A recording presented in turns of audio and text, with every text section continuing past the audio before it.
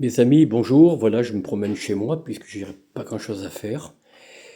Voilà, je viens d'être soigné là tout à l'heure. Je suis un petit peu en convalescence, alors je ne fais pas de vidéo en ce qui concerne la vie des rois de France. Vous aurez compris que les vidéos, ben, elles ne sont pas en ligne en ce moment, mais je reprendrai dès que possible et assez rapidement.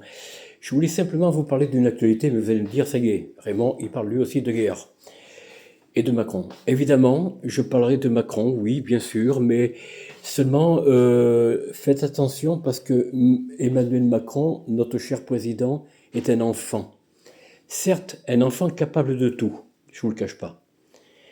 Autant ses bons discours comme ses caprices peuvent faire très très mal, très très mal. Mais pour l'instant, alors on a vu la crise Covid en 2019-2020 et j'ai constaté que lors de l'allocution de notre cher président en 2019, lorsqu'il annonçait qu'on était en guerre, que c'était la crise sanitaire qui arrivait, le Covid-19, le masque, le confinement, etc., etc., etc., la même attitude s'est retrouvée le soir de son allocution concernant que la Russie était à nos portes, qu'il fallait changer de cap, qu'il fallait absolument se préparer, soutenir nos armées, voir un budget colossal d'environ, pour ce qui est de l'Europe, 800 milliards d'euros, 50 milliards rien que pour la France qu'il faudra trouver, hein, chers amis, qu'il faudra trouver, mais où finalement? Où, dites-moi?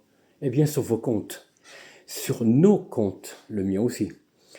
Compte livret A de caisse d'épargne, assurance vie peut-être, ou placement sur le CAC 40, ça c'est un truc européen et français.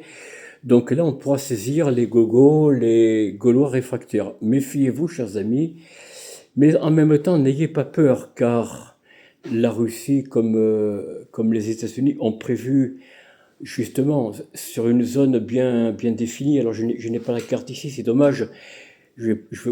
J'essaierai de vous la montrer si je la trouve.